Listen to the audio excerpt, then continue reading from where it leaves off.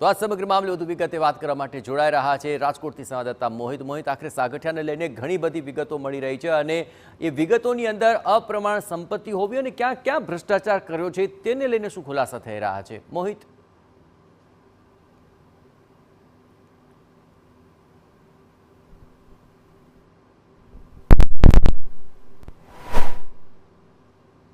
હાજી મોહિત. જયેશ, રાજકોટ મહાનગરપાલિકા ચલો મોહિત સાથે વાત કરું પહેલા ખાસ કરીને આપને અપડેટ જણાવી દઉં કે અત્યારે સાગઠિયા સામે અપ્રમાણસર સંપત્તિ હોવાનું પણ સામે આવ્યું છે. એટલું જ નહીં, ક્યાં ક્યાં ભ્રષ્ટાચાર આચર્યો હતો તેને લઈને પણ મહત્વપૂર્ણ અપડેટ મળી રહી છે. ખાસ કરીને એસીબીએ જે સકંજો કસ્યો છે તેમાં મોટા પ્રમાણમાં ખુલાસાઓ અત્યારે સામે આવી રહ્યા છે અને તેમાં ભ્રષ્ટાચારની અંદર તેના અનેક ભાગીદાર પણ હતા. પૂર્વ પદાધિકારી અને પૂર્વ એમએલએ પણ કાયમી ટીપીઓ બનાવ્યો હોવાની ચર્ચા ચાલી રહી છે અને આ તમામ જે બાબતો છે તેને લઈને સાગઠિયાને જુલાઈ 2023માં ઇન્ચાર્જમાંથી કાયમી બહાલી મળી હતી. મોહિત, આખરે ભ્રષ્ટાચાર ક્યાં ક્યાં થયા છે અને કાયમી ટીપીઓ બનાવવા માટે પણ આખરે મિલીભગતની વાત સામે આવી રહી છે. ભ્રષ્ટાચારના કેટલા મામલા સામે આવી રહ્યા છે અને અપ્રમાણ સંપત્તિને લઈને શું ખુલાસો થઈ રહ્યો છે મોહિત? જયેશ, ગઈકાલે એન્ટી કરપ્શન બ્યુરો દ્વારા જે રાજકોટ મહાનગરપાલિકાના સસ્પેન્ડેડ ટીપીઓ એમડી સાગઠિયા છે તેની સામે અપ્રમાણસર મિલકતનો ગુનો નોંધાયા બાદ એક વાત નક્કી થઈ ગઈ છે કે એમડી સાગઠિયા છે તે રાજકોટ મહાનગરપાલિકાના સૌથી ભ્રષ્ટ અધિકારી પૈકીના એક અધિકારી છે. જોકે સૌથી મોટો સવાલ એ ઉઠી રહ્યો છે કે આ એમડી સાગઠિયા છેલ્લા 9 વર્ષથી રાજકોટ મહાનગરપાલિકામાં પોતાનું એકહથ્થું શાસન છે તે ચલાવી રહ્યા હતા. તેની આ ભ્રષ્ટાચારની ગંગોત્રીમાં કોણ કોણ સંડોવાયેલું છે?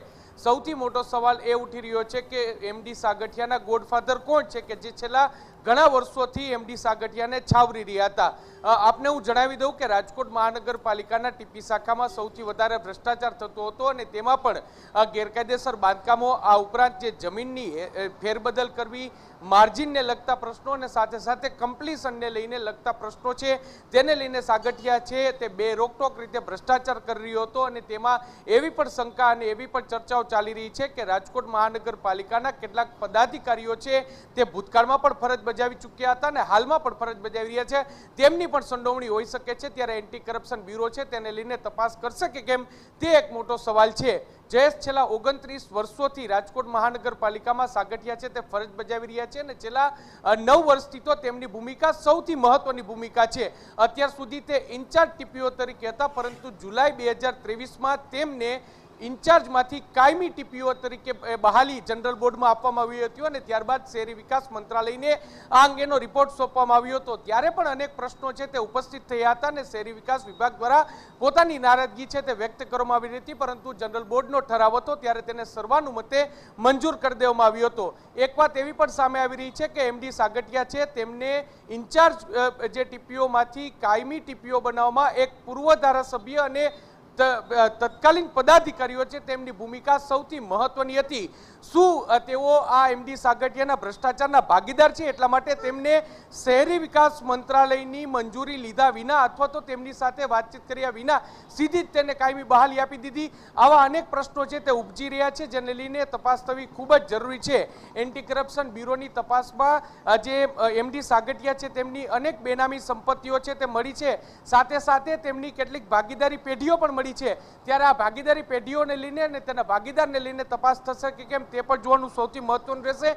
9 વર્ષથી સાગઠિયા પોતાનું શાસન ચલાવી રહ્યા હતા, ત્યારે 9 વર્ષમાં કયા કયા રાજનેતાઓના તેના પર આશીર્વાદ હતા તેને લઈને કોઈ તપાસ થશે કે કેમ તે એક મોટો સવાલ છે. કારણ કે જેટલા છેલ્લા 25 દિવસની એસઆઈટીની તપાસમાં અને રાજકોટ ક્રાઇમ બ્રાન્ચની જે અલગથી એસઆઈટીની તપાસ કરી છે ત્યાં કોઈ પણ પદાધિકારી છે તેમની સંડોવણી અગ્નિકાંડમાં કે આ અંગેના કોઈ પણ જે કાવતરામાં તેનું નામ સામે આવ્યું નથી. ત્યારે હવે એન્ટી કરપ્શન બ્યુરોમાં તેમના ભ્રષ્ટાચારના છડેચોક રીતે જે પુરાવાઓ સામે આવ્યા છે, ત્યારે આટલા વર્ષથી જ્યારે જે રાજકોટ મહાનગરપાલિકા કે જેના સર્વોચ્ચ સત્તા સ્થાને રાજકીય આગેવાનો હોય છે ત્યારે તેમની નજર હેઠળ, તેમની મીઠી નજર હેઠળ સાગઠિયા આટલો મોટો ભ્રષ્ટાચાર કરી રહ્યો હતો, ત્યારે એવા લોકો સામે કે જેઓની જવાબદારી સીધી રીતે હતી તેની સામે કોઈ કાર્યવાહી થશે કે કેમ તે એક મોટો સવાલ છે. જયેશ, આભાર મોહિત. તમામ ગતિવિધિઓ પર આપ નજર રાખતા રહેજો. તો અપ્રમાણસર સંપત્તિ અનેક કામોની અંદર ભ્રષ્ટાચાર, એટલું જ નહીં કાયમી ટીપીઓ બનવા માટે પણ તેણે કરી હતી સાંઠગાંઠ. આ તમામ મુદ્દાઓ હવે સામે આવી રહ્યા છે